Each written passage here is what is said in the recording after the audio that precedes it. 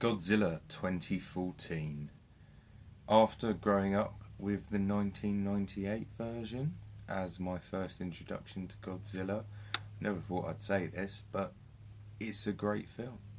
I was a big fan of Gareth Edwards' first film, who is the director on this, Monsters, which is absolutely magnificent, and I highly recommend you see that if you haven't.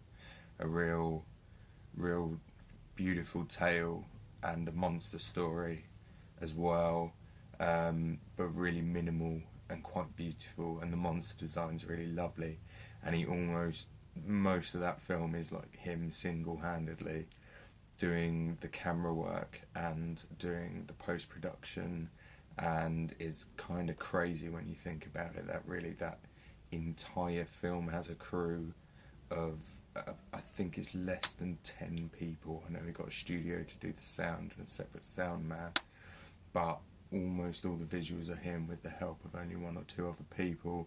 And when they were shooting, there was only 5 of them that went on location: the 2 actors, the sound director, and did the camera as well, Gareth, and another guy who stayed at the hotel and was just footage wrangling.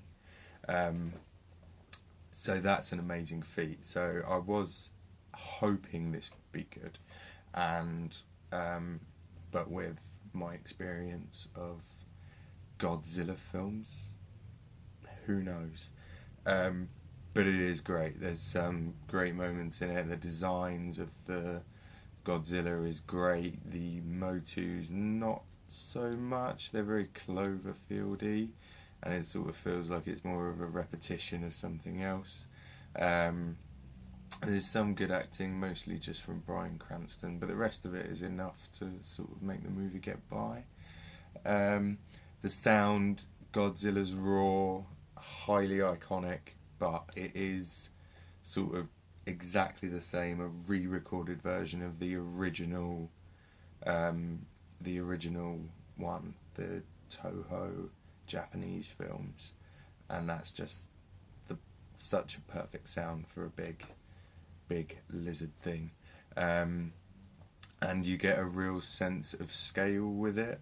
So virtually the whole movie, once something's happening, there's this like constant pulsating of the subwoofer, and you're always aware that it's going on.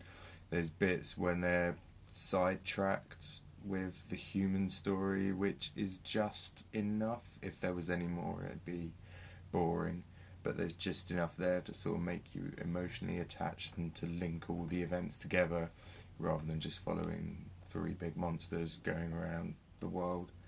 And it's sort of, because of that, it's kind of a little bit underwhelming, the battle scene.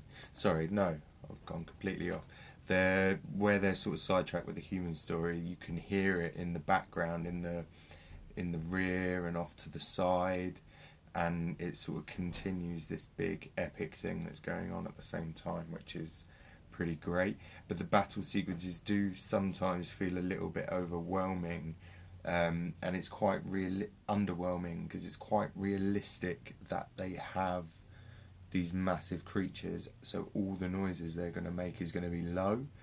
And I think there's a point where I felt that was not good enough, and they should have gone a bit over the top, and made more design choices in the proper ranges rather than just all sub and all.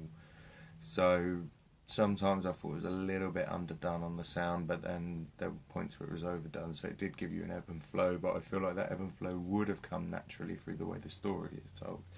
There's this great bit near the end where they jump out of the helicopter, of a plane, and they're like right close to the battle between the Motu and Godzilla, and you can, like, the way the breathing is and the heartbeat of inside the mask to down at the ground, and the sound moves around a lot during that sequence, and it really gives you a sense of tension, and that's absolutely great. If you don't see the rest of the film, just see that moment, because that is magnificent storytelling right there.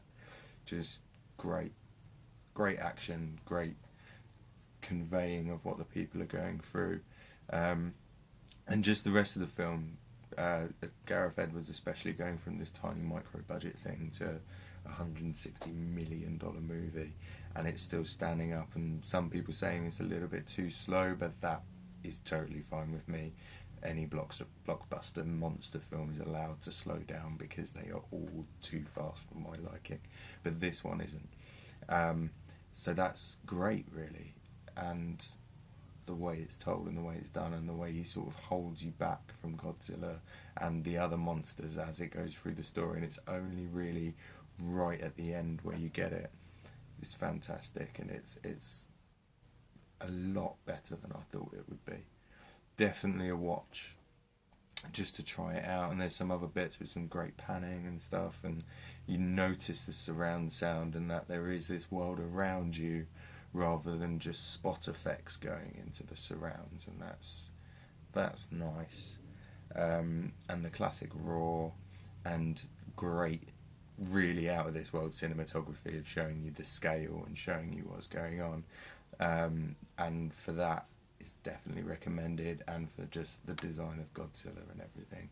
So there should be 2 sequels coming after we've got Gareth Edwards' spin-off Star Wars movie, and that's kind of exciting to see where they go with it, of how much of this human story is going to be there and how much would be taken out, because now we've seen the monsters, so there's not as much to, there's nothing to hold back, because you can have Godzilla in it from right at the beginning and it's nothing we haven't seen before.